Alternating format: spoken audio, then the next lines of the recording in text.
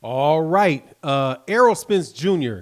is a big old star in the making.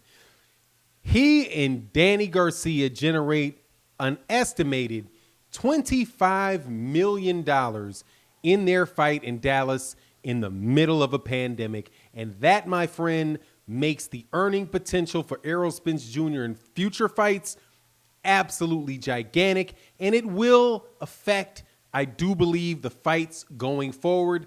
Let's talk about that in this video.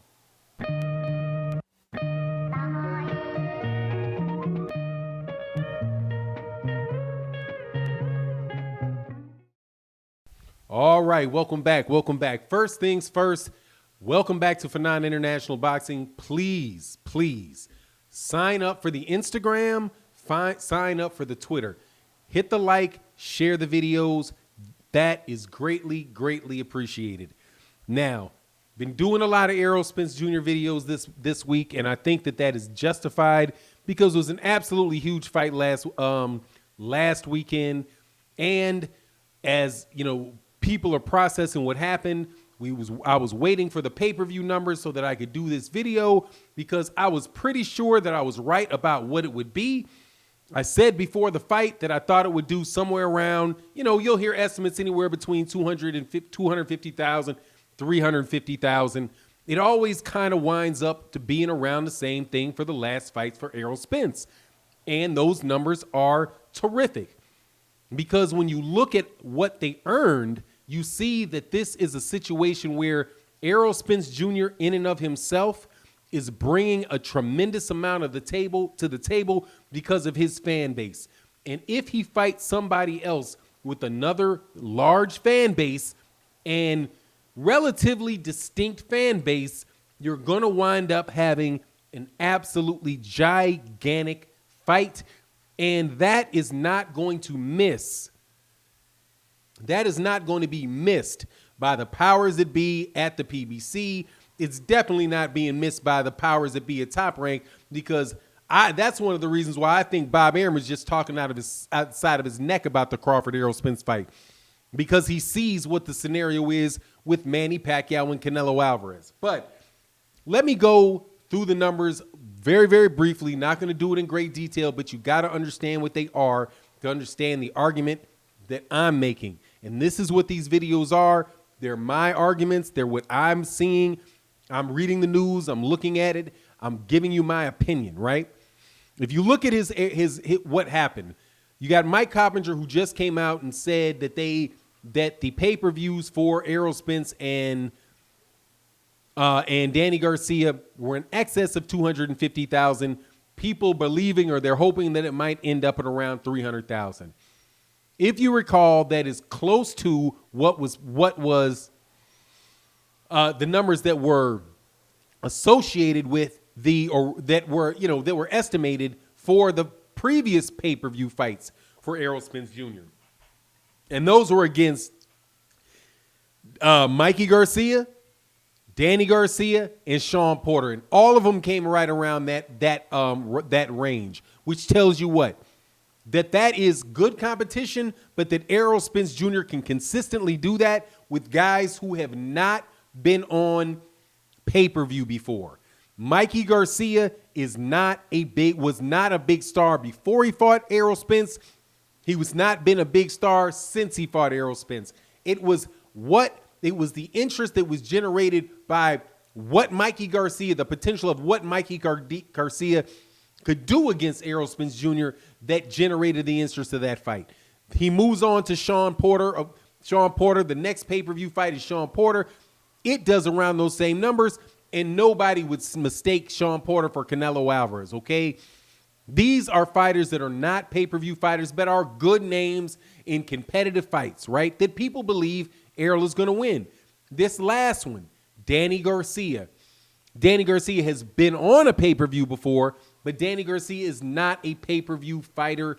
He is somebody that has a good fan base, a solid fan base in the Puerto Rican community, in the Philadelphia, New York area. Does very well when he does fights in New York. However, again, just a solid competitor, not somebody that is like the numbers that get you to these million pay-per-views, these, huge numbers. So you look at the numbers, they're consistent, and they're consistent in the middle of a pandemic. I believe that they'll be consistent regardless because pay-per-view is kind of a buffer to the pandemic because people are ordering the fight at home, right? And they're starved for entertainment. So people that are really into boxing matches and don't really see this level of fight on often are not going to miss it. They're going to either stream it, and a percentage of them are going to actually pay the whole thing. I do believe that Fox probably has a lot of interest in the replay and the ads associated with the time that they're going to play the replay for their revenue as well, and just the general buffer programming aspect of it for their NFL football and the like. But if you put together Terrence Crawford and Errol Spence Jr., you can also make a lot of money. But I believe that the way that the PBC is going to look at it, or anybody is going to look at it that is, again, looks at how pay-per-view numbers go. When somebody can establish that they can do 400, 500,000 or 300, 400,000 pay-per-views every time, what does that tell you, right? Especially when it's Errol Spence, because Errol Spence also has the gate associated with it. In the middle of a pay-per-view, he did over $2 million at the gate. If that wasn't, in the middle of a pandemic, he did over $2 million at the gate. If you think about how much that would be if there was 60,000 people or 50,000 people in there, like there is for a full football game, or more like there is for a Cowboys game, right? You'll see that the revenue will even go up higher. So what does that do? It allows you to have a situation where you have a Manny Pacquiao who can do 400,000, 450,000 pay-per-views with a good opponent, right? Like like Keith Thurman, like Adrian Bronner, right? Manny Pacquiao was also fighting guys that were recognized names and considered good competition, right? And what did he do? 450,000. Now, I personally think that those numbers are allowed, that they're allowed to say those numbers, or those are more commonly believed because it's Manny Pacquiao. And none of these numbers are actually, Fox never really tells you what they are, or Showtime never really tells you what they are. But regardless, you get my point. If the Terrence Crawford fight is problems because Terrence Crawford and Errol Spence Jr. may do around 500,000 pay-per-views, it's going to be I think it would probably be a better version of or a hotter ticket than any of the other pay-per-views that Errol had, more than the 300, more than 400.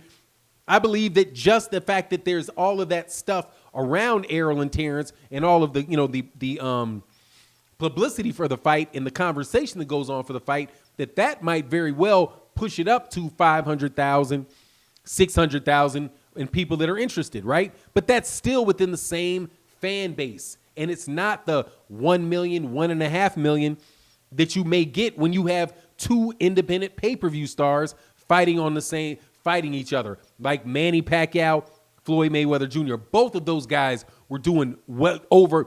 Manny was doing 1 million pay-per-view buys, and Floyd was doing over 1 million pay-per-view buys.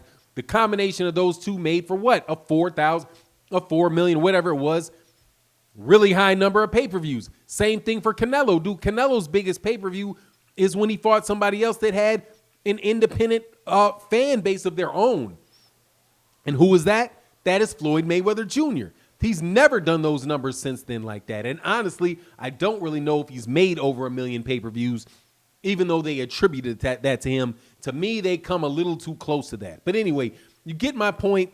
When Errol Spence Jr. can do numbers consistently like this, the PBC and other people are going to be saying, hey, let's make the biggest fights that we possibly can.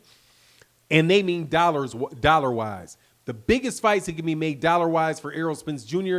and the biggest fights that can be made dollar-wise for Canelo Alvarez or Manny Pacquiao involved Errol Spence. There's no other active fighter that Manny Pacquiao can fight and do the numbers he can with Errol Spence. Because Canelo's too big. Same thing for Canelo. There is nobody else out there for Canelo to do a big a pay-per-view as he could with Errol Spence Jr. It's those three guys in those middleweight classes And everybody else kind of is kind of falling where they are besides them, because those are the guys with the fan bases. That's why I want Terrence Crawford to fight Keith Thurman. That's why I want Terrence Crawford to fight and beat Sean. And if he can beat Sean Porter, because then he puts himself in that conversation with them. But anyway, that's my take on the matter. You let me know what you think. And with that, I'm out. Peace.